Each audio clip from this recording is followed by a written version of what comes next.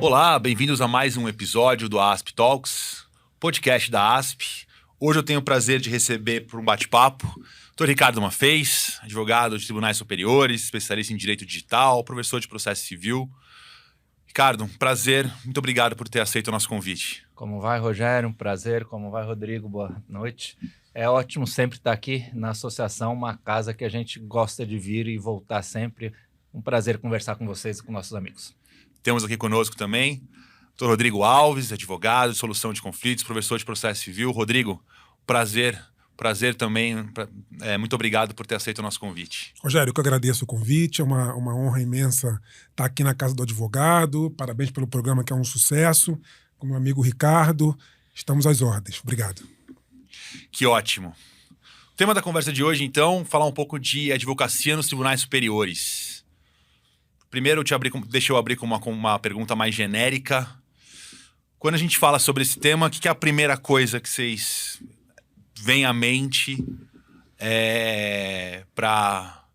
que mais chama atenção? Rogério, eu acho que o que mais chama atenção, principalmente na nossa área de atuação, tanto eu como o Rodrigo, do direito privado, empresarial, civil, as diferenças que temos na advocacia, no STJ e no Supremo, para aquela advocacia mais, digamos assim, do cotidiano dos advogados e advogadas. Primeiro grau, TJ e TRF.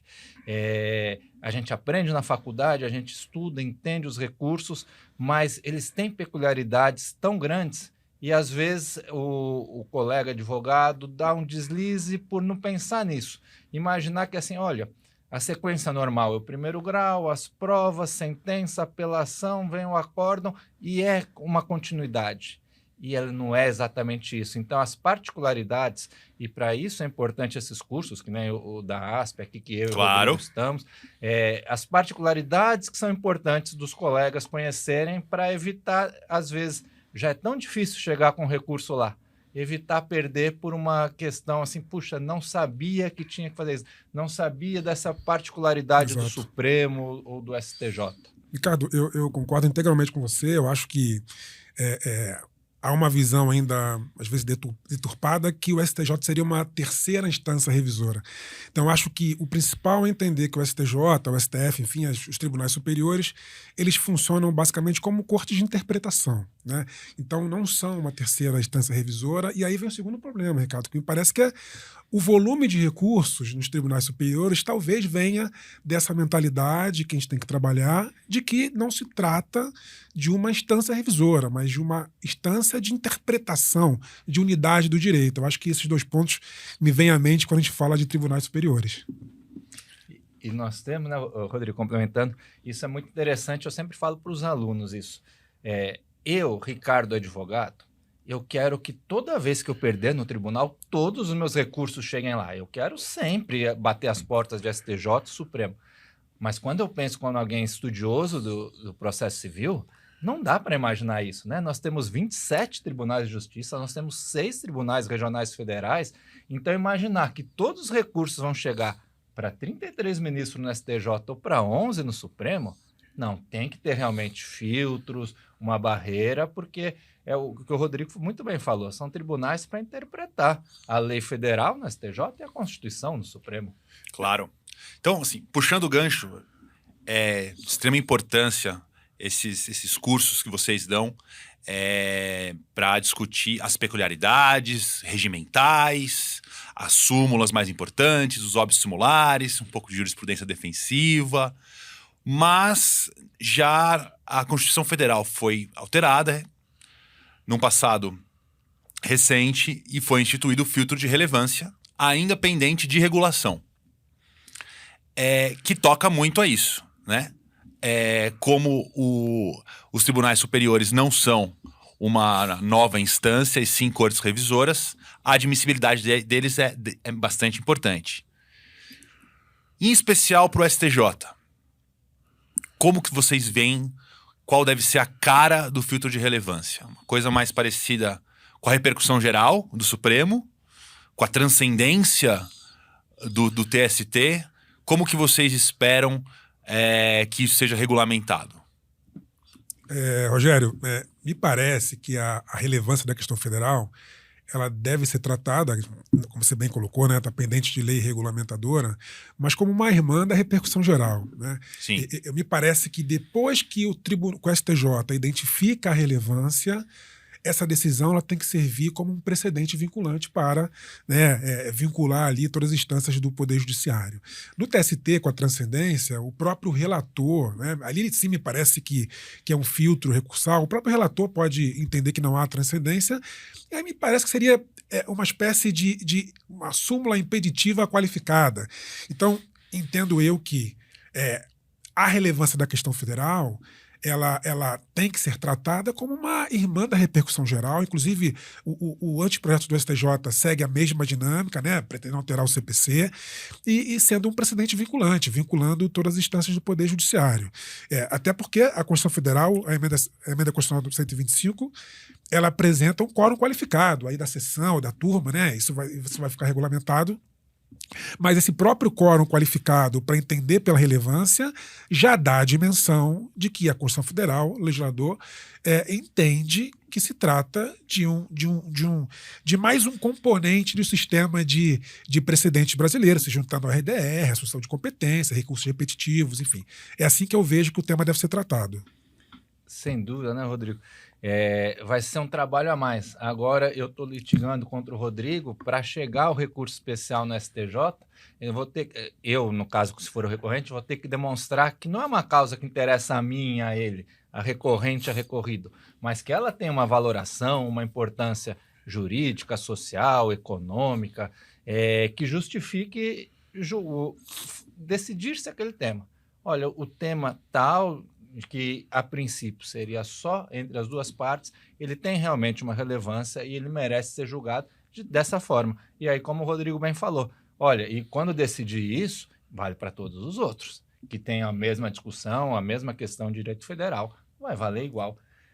Que é um modo de tentar o grande problema que a gente tem. STJ, Supremo hoje em dia, e não hoje em dia, de muitos anos, né, de décadas atrás, um número excessivo de recursos. Sim. Todo mundo reclama sempre, nossa, a Suprema Corte Americana julga uma dezena de casos por ano e o nosso Supremo, cada ministro julga alguns milhares por ano. E como é que a gente combate isso? Tem que ter filtros, tem que ter...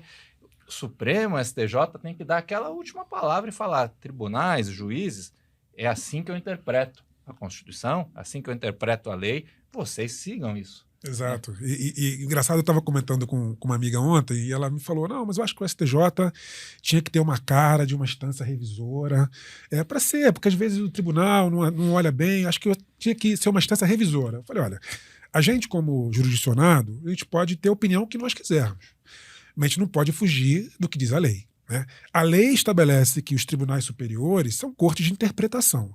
Então a gente tem que modelar a nossa advocacia, as decisões, de acordo com a função primária dos tribunais. Né? Não dá para existir muito um faz de conta, eu finjo que recorro, você finge que julga, e fica aquela coisa cada vez mais privilegiando a decisão monocrática em vez do colegiado, fica uma série de súmulas para impedir acesso aos tribunais, que é conhecido como jurisprudência defensiva. Então, me parece que a relevância é um passo importantíssimo para nós fazermos valer a função primária do STJ, que é interpretação da lei federal em todos os tribunais brasileiros. Assim, concordemos ou não, isso é o que está na Constituição Federal. Perfeitamente. Falar de filtro da relevância, a questão maior sobre isso é diminuir o número de recursos para julgamento. O outro lado da moeda, que eu tenho a impressão que está cada vez mais em voga, é a discussão, falando do STJ, o STF tem outra discussão que eu vou falar depois, mas no STJ, que já tem seus 36 anos, é o número de ministros. O STJ são 33 ministros, tirando o presidente, vice-presidente e corregedor, são 30 ministros judicando.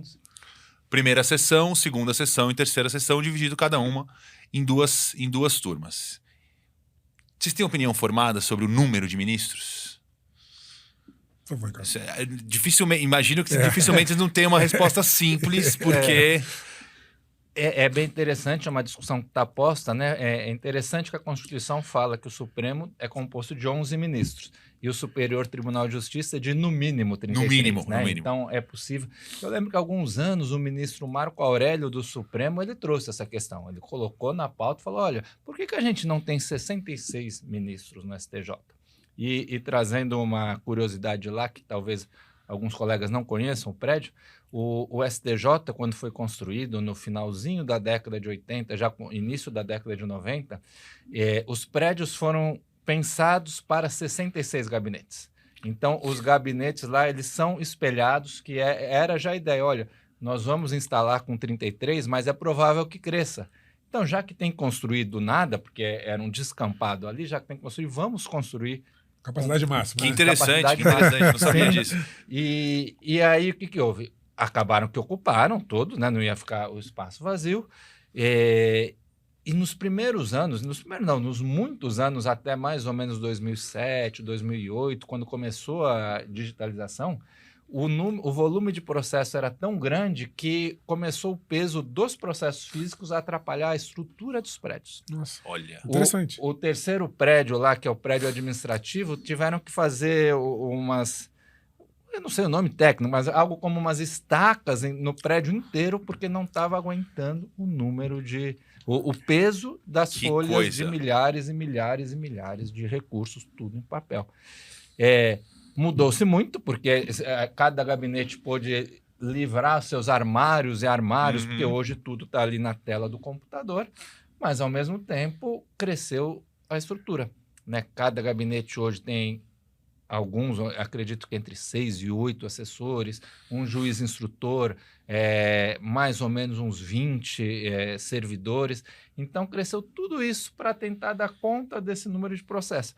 E aí, respondendo a sua pergunta, que eu acabei fazendo uma digressão maior, com mais ministros, fatalmente julgaria-se mais rápido, mas já tem esse problema. Já não cabe mais lá no prédio, né? Porque uma coisa é você aumentar um tamanho, outra coisa é falar, não, me devolve aqui essa área que eu vou precisar. E a gente tem o risco de, olha, a gente já tem divergência, a gente já tem múltiplas questões sendo interpretadas com 33, será que com o dobro a gente não vai ter muito mais divergência? Mas é uma questão sempre a se ponderar nesse... Eu acho que uma questão sensível pode ser o orçamento, não sei se teremos orçamento para esse aumento de ministros, e acho que tem um outro ponto, Ricardo e Rogério. Eu acho que aumentar o número de ministros não ataca a raiz do problema, né? Isso não impede que se recorra mais, né? Então, acho que o problema vai aumentar em outra ordem. Então, acho que os filtros recursais, né, a relevância, esses institutos, podem trazer um benefício muito maior, sem prejuízo de depois se entender que aumente ou não o número de ministros, mas acho que essa não é a raiz do problema. Eu sou muito entusiasta desses movimentos, começaram com a emenda constitucional 45, ali da repercussão geral, agora com a relevância e outros filtros, que eu acho que isso ataca a raiz do problema, né? Então, enfim, na minha concepção, aumentar pode ser um caminho, mas não acho que é o ideal, não. E ainda tem uma, né? Na verdade, eu falei entre 33 e 66, mas não precisa dobrar. Exato. De repente, a seção de direito criminal, que a gente sabe que tem muitos processos por conta de, além dos recursos especiais, os habeas corpus e recursos em habeas corpus, de repente aumentar o número dos ministros de criminal e manter dos outros, a gente não precisa pensar em, vou dobrar realmente.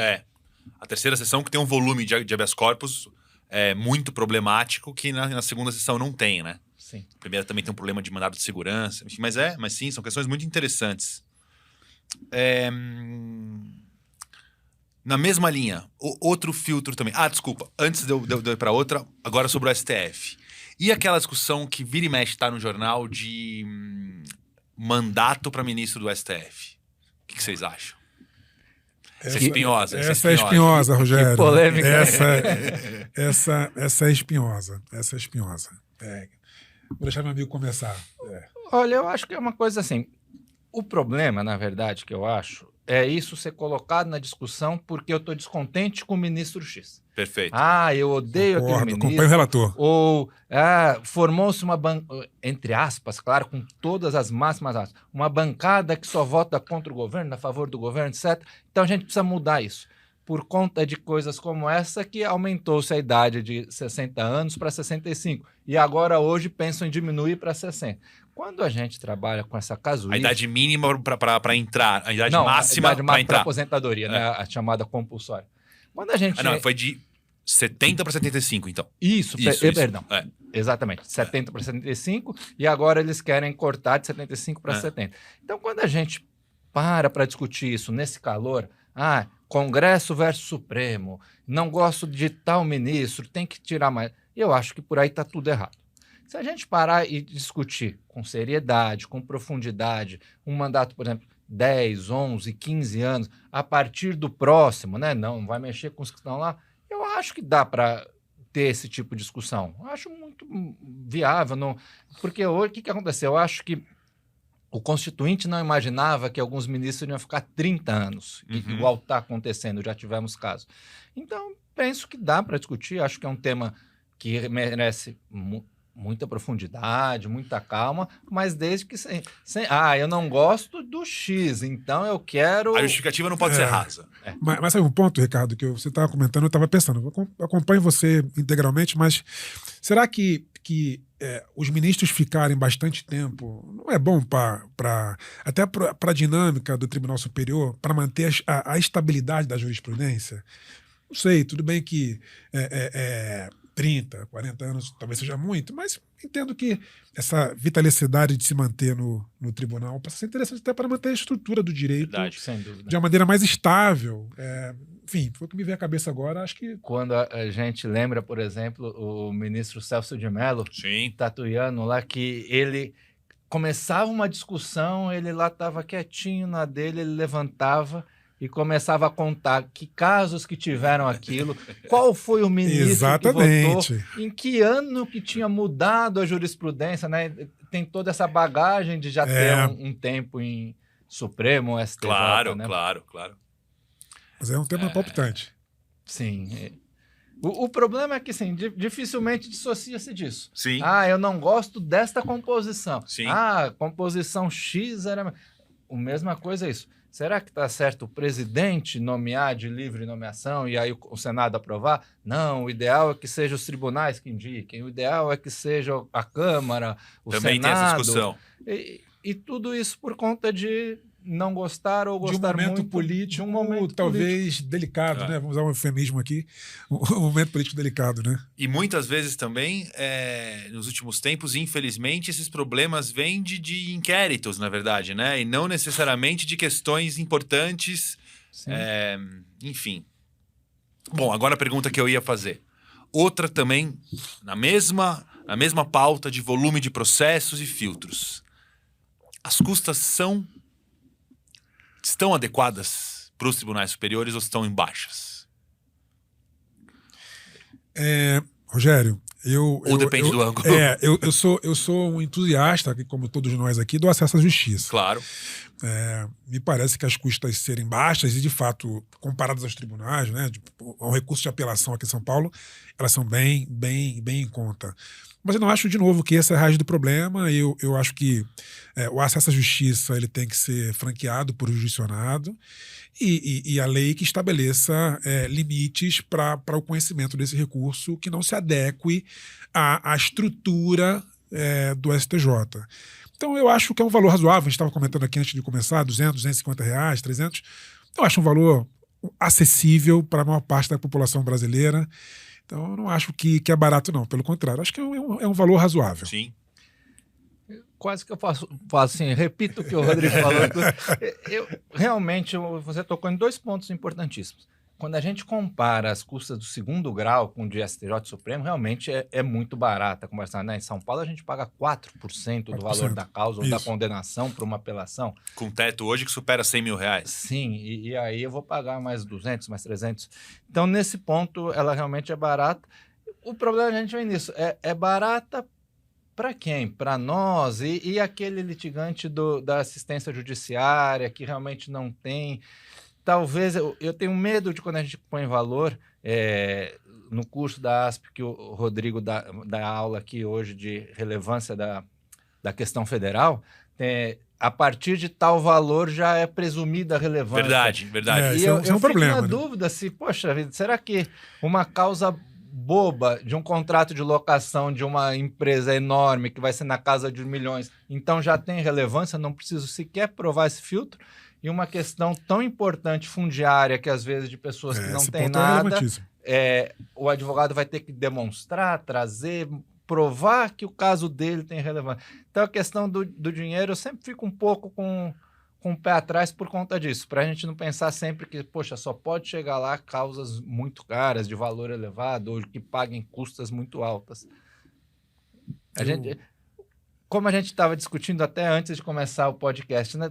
Toda a discussão, tudo que a gente fala de tribunais superiores esbarra na questão do número elevadíssimo de recursos, de decisões. Então, isso discute-se o tamanho dos gabinetes, número de assessores que cada ministro tem, estrutura, o uso de inteligência artificial para ajudar nas decisões. Tudo isso vem porque realmente nós temos um número de recursos assim, que não dá para você exigir que eu quero decisões excelentes, fantásticas em tudo. A gente sabe que não dá. É humanamente impossível, né? Humanamente impossível. Se a gente divide o número de recursos, de decisões, que cada ministro dá por mês, se dividir, tirar os horários que eles estão nas sessões, nos órgãos administrativos, recebendo os advogados, pelo número de horas, a conta não fecha. Simplesmente. E acho que a tarefa da celeridade, Ricardo e Rogério, é uma função de todos.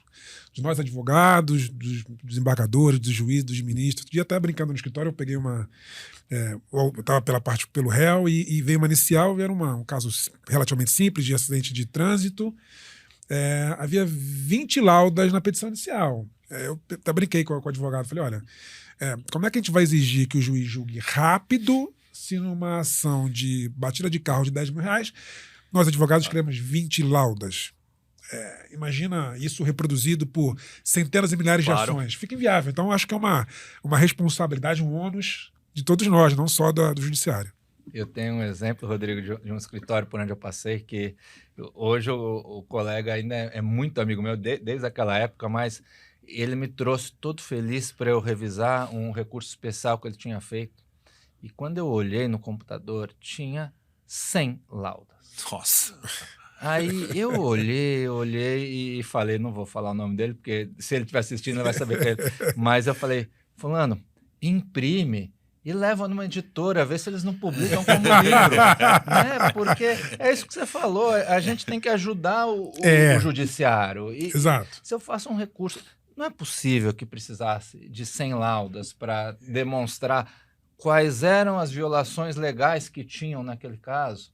Então, assim, é um trabalho hoje de todo advogado. Eu acho que os mais novos já estão aprendendo isso na faculdade, coisa que a gente não aprendeu, mas escrever de forma concisa. Mais visual, né, Ricardo? Visual, exatamente. Em vez de você escrever aquele monte de coisa, às vezes um gráfico, uma tabela, você reduz porque... Essas ferramentas estão ficando mais fáceis também hoje. Exato. Né? Sim, não muito mais fáceis, né? Não muito mais fáceis. Ainda tem... E, claro, às vezes o advogado de mais idade vai ter mais dificuldade, né? O que para um jovem é super fácil, super corriqueiro, para um outro pode não ser. Mas a gente tem que pensar nisso. Sabe aquele negócio... Aquela época que ficou muito fácil a partir da popularização da informática, poxa, antes eu tinha que digitar tudo aquilo, que datilografar tudo aquilo. Agora o Ctrl+C, Ctrl+V, eu pego aqueles 10 acórdãos que eu tinha, coloco todos lá para demonstrar o dissídio. Será que precisava? Será que o seu caso era uma questão tão simples que 1 ou 2 bem feitos, você não demonstra isso, mas você cola 10, a sua petição que tinha 10 páginas já pula para 18. Exatamente. Né? Aquele negócio que muitos colegas fazem, esse recurso é contra a decisão que saiu assim, e aí copia a decisão inteira. Gente, tá algumas páginas antes, né? Tá alguns cliques do mouse antes. E a sua petição, que iria ter ali 20 páginas, tem 27, 32, 35. Vai ficando cada vez mais difícil. Quando a gente tem um número muito grande de recursos, fica cada vez mais difícil de alguém ler com atenção essa sua manifestação. Exatamente. Como que tem funcionado e qual a opinião de vocês sobre os julgamentos virtuais e os julgamentos virtuais com a chamada sustentação oral assíncrona? Eu acho o seguinte, a primeira coisa, aqui a gente pode dividir Supremo e STJ. O Supremo faz algo muito interessante para quem conhece, para quem acompanha o dia a dia. Colocou-se uma questão em julgamento virtual, aparece para o advogado lá o voto do ministro relator, quais estão faltando, etc. Amanhã ou hoje à noite, um segundo ministro votou, amanhã cedo no meu escritório, quando eu entrar lá, eu já vejo o voto do segundo, quem ele acompanhou, se ele acompanhou ou não acompanhou. Então, assim, dá uma possibilidade, uma transparência muito boa. O STJ está mudando agora, nós estamos falando isso aqui no final de 2024, o STJ está evoluindo para esse sistema.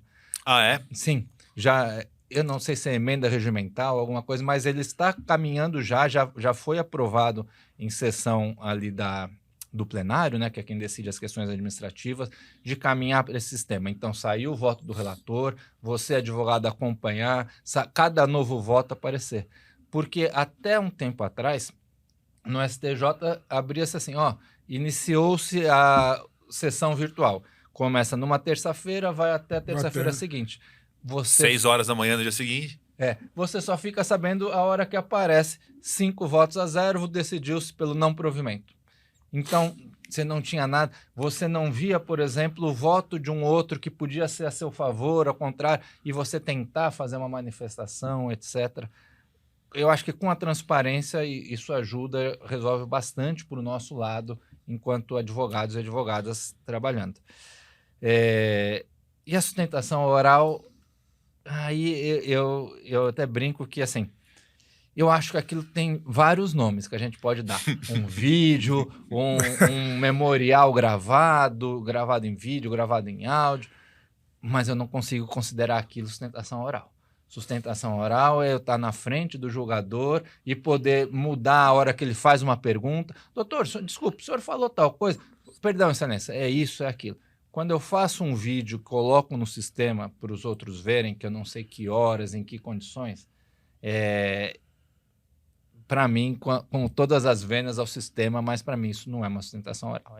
Isso é uma manifestação nova dos advogados, das partes naqueles autos, que é importante, é muito melhor do que não ter, né? Sim. Mas não sei se o Rodrigo eu concordo integralmente. Vocês têm o costume de mandar a sustentação oral? Ela tem que ir para o sistema antes de iniciar o julgamento virtual, né?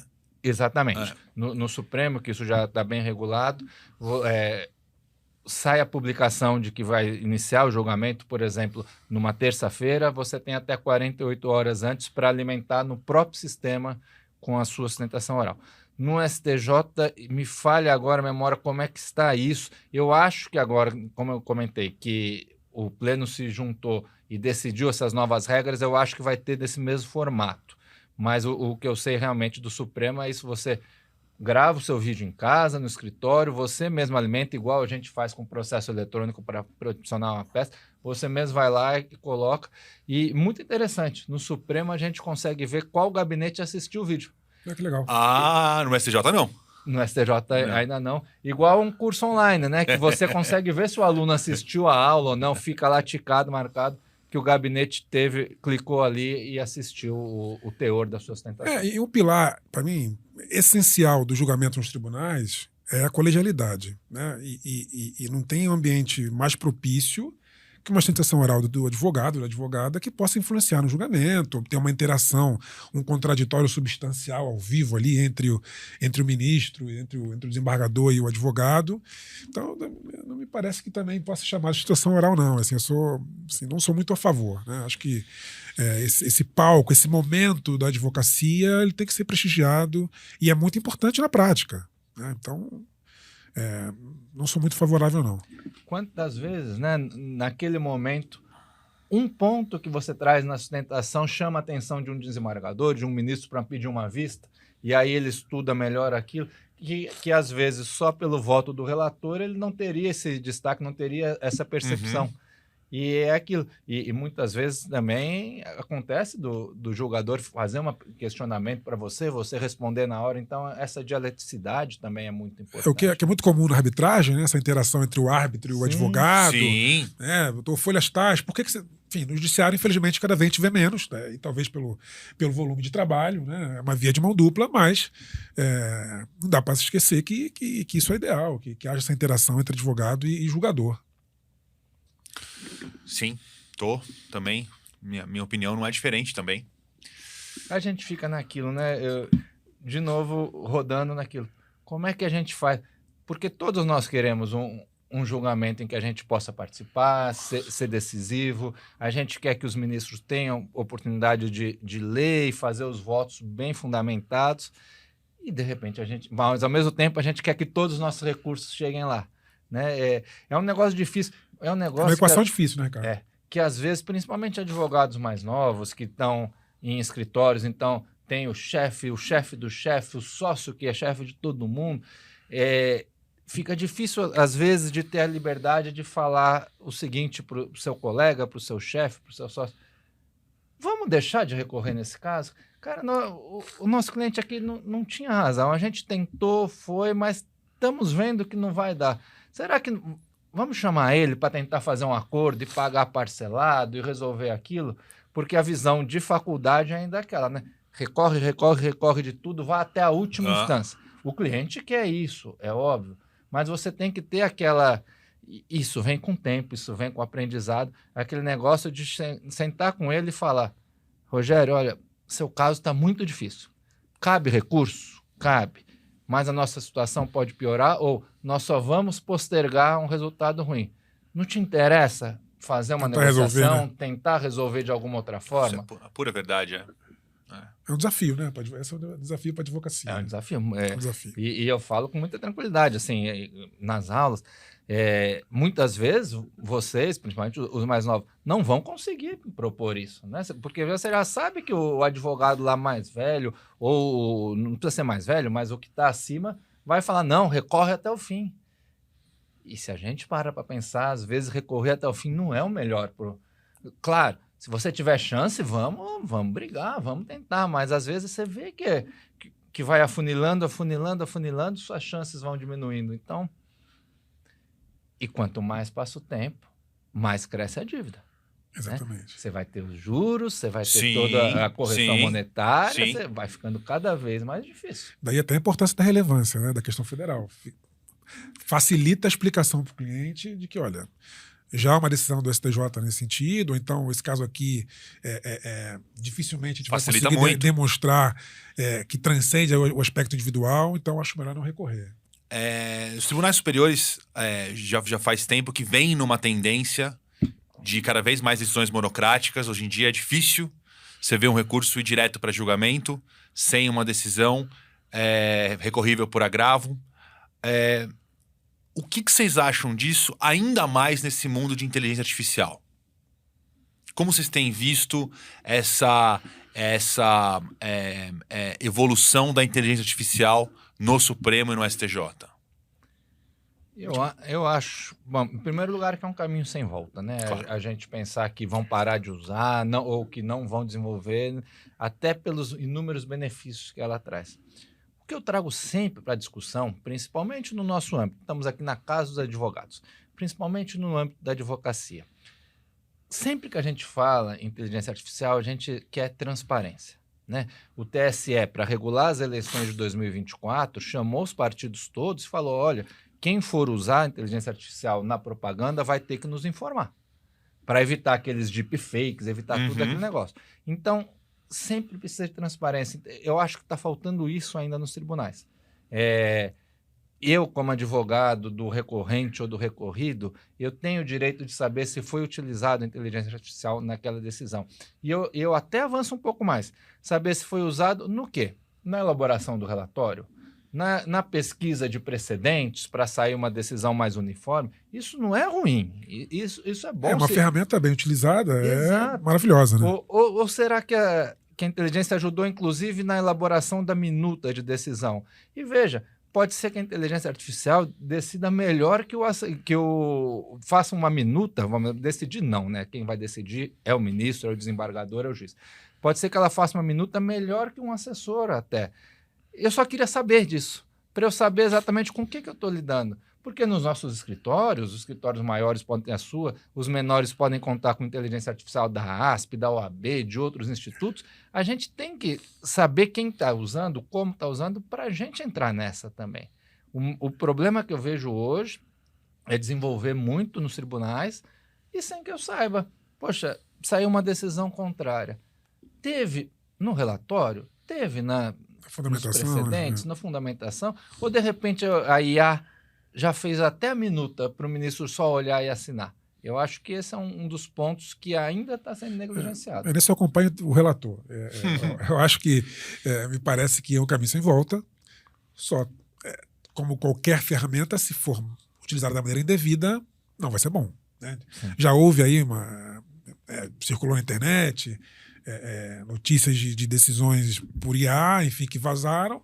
Enfim, não é bom. Então, como qualquer ferramenta, se bem utilizada, vem para somar. Né? Então, até para estar discutindo o número de ministros, de repente, pode ser uma saída até para otimizar o trabalho, né, Rogério? Para otimizar essa discussão, claro. Enfim. E está muito no começo a tecnologia, né? Exato. Quantos casos a gente já não viu que viraram piada de um advogado que fez a petição e com aquilo a IA criou precedentes que não existiam. O advogado olhou, colocou lá, teve um caso famosíssimo nos Estados Unidos que tomou uma multa com representação, falou assim, como é que você traz um argumento, você inventa um acórdão que não existe?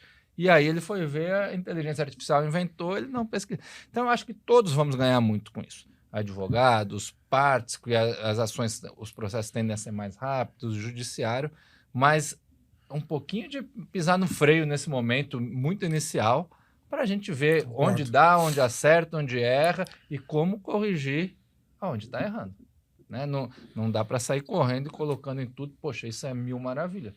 Porque nos trabalhos diários que a gente faz com o ChatGPT, que é o mais comum, a gente vê o tanto de erro que aparece. Bastante, sim. Bastante. Uma nota final para a gente encerrar essa conversa? A nota final é que a relevância da questão federal eu vejo como um instituto fundamental para diminuir o número de recursos, considerando a função primária do STJ.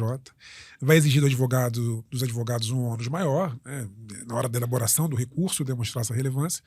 Mas é um caminho sem volta, o direito já vem se encaminhando há muito tempo, há muitos anos, para ter um sistema de precedentes vinculantes, gostemos ou não, é um precedente da forma brasileira. Então, acho que estou muito entusiasmado com a relevância da questão federal e acho que isso vai ajudar muito aí a desafogar o judiciário. Bom, queria agradecer o convite da ASP, na sua pessoa, Rogério, agradecer o Rodrigo, meu amigo também, e falar o seguinte, o que é importante para nós, advogadas e advogados, é entender que, no nosso caso, no tema do nosso podcast, entender que recurso especial, recurso extraordinário, eles têm muitas particularidades. Não é aquele recurso comum que eu vou fazer igual eu faço no dia a dia do escritório, mas nada disso é impossível. E como é que eu vou melhorar? É fazendo curso, Exatamente. estudando, comprando livros novos, estando sempre, atualizado. Né? Sempre. Comentamos também, antes de começar a gravação, conhecendo o regimento desses tribunais. Todo mundo tem capacidade, né? O advogado que milita, que está todo dia, aí, principalmente os nossos colegas do contencioso, tem essa capacidade, mas é preciso não parar de estudar nunca. Cursos de atualização, livros, etc. Com isso, você abre o caminho, você tem mais chance de sucesso para você e para o seu cliente. Eu acho que esse eu finalizo a minha parte com esse ponto. Finalizou muito bem. Obrigado. Ricardo, Rodrigo, muito obrigado Rogério. mais uma vez. Um prazer. Até a próxima, então. Até a próxima. Ficamos por aqui. Acompanhem nas redes. Um abraço e até a próxima. Tchau, tchau.